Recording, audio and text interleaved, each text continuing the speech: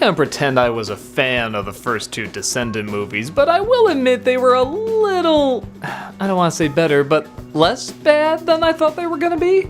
I mean, it's a dumb gimmicky idea, but for what they were, I thought it had some good dancing and the actors were clearly trying. I never felt like anyone was really half-assing it, they were just going all out on an idea that wasn't that great. But still going all out and trying to make something good. Descendants 3 is more along the lines of what I thought I was gonna get, where almost everything about it feels tired, unmotivated, and sloppy. With still a few good dance numbers. Mal has just been proposed to by the king, and it looks like she's gonna be the new queen of Aradan. But this makes Audrey, the daughter of Sleeping Beauty, very unhappy because she wanted to be queen. So she decides to steal the magic scepter, which is guarded by only one security guard, Jesus, and she uses it to wreak havoc on everybody. Mal's plan, as the soon-to-newly be appointed queen, close down the barrier between the two worlds. You see, they were still doing this kind of foreign exchange thing where the heroes would go into the villain's land and take a few villain kids over to sort of show them this new world and branch out like the other movies.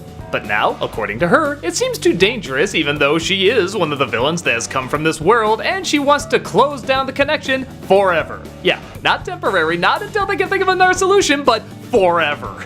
There's like a million other ways around this, and they act like this is the only solution. Now, here's the thing. I know it's fairy tales. I allow this stuff in things like Frozen and Snow White and all these other movies where it's like, yeah, there's other ways around it, but in fairy tales, you give that leeway. But where those seem like small elements, not really the focus of the story, this is the focus of the story. Like, she's torn, she doesn't want to do this, but she feels like it's the only way, and it's just clearly not.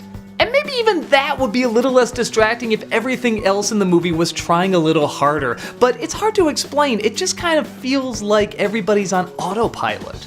Where in the first two movies, even when something wasn't working, I felt like everybody was trying really hard, this has kind of the Home Alone 2 effect. I can't say for sure it was rushed or everybody was just so confident because they already had 2 hits under their belt, but it feels like everybody's doing this movie because it's just kind of a smart career move.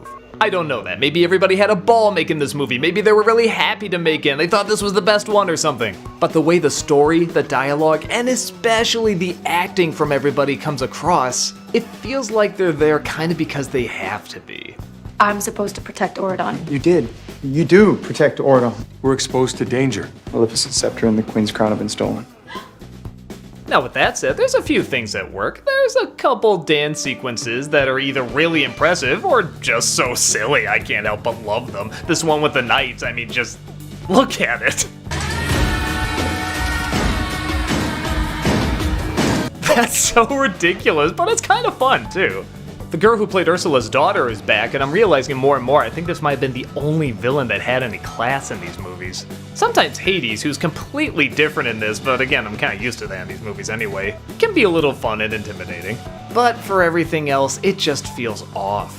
I remember there's this one scene where the villain turns Mal into this old lady, and it actually kind of looked like she was having fun, and they had a few good jokes, and it was just mostly in her acting. Like, she did this pretty funny, and it was especially hilarious to see her suddenly riding a bike as this old lady. It's just really, really entertaining. Had the movie possessed a sense of humor like that throughout the whole thing, maybe it could have been really enjoyable. But no, she turns back to being normal in like a few minutes, because, we can't have our Disney property without the pretty girl in the lead. And that's what it feels like, a Disney property that can't have any of the different stuff because it's too risky.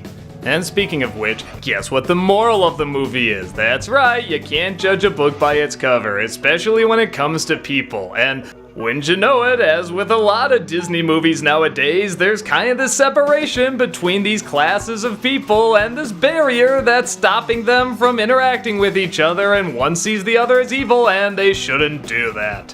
I feel like between this, Maleficent 2, Nutcracker, this is just a constantly reoccurring theme that, yeah, we see a lot in the world and we've definitely seen through history, but I just feel like we're seeing this exact same setup over and over and over, and it's just getting tiring.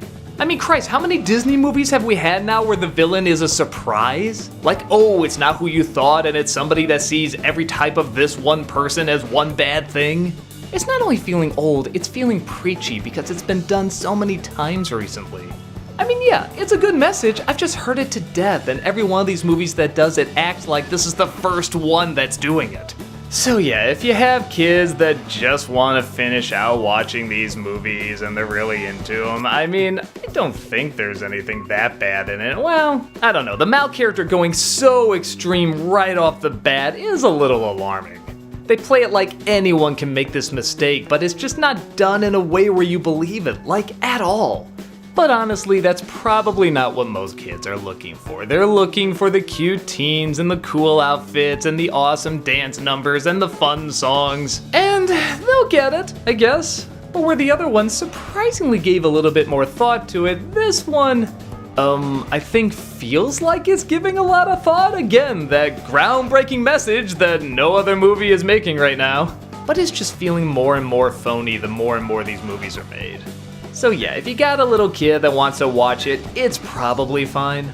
Anyone else can dance pretty far away.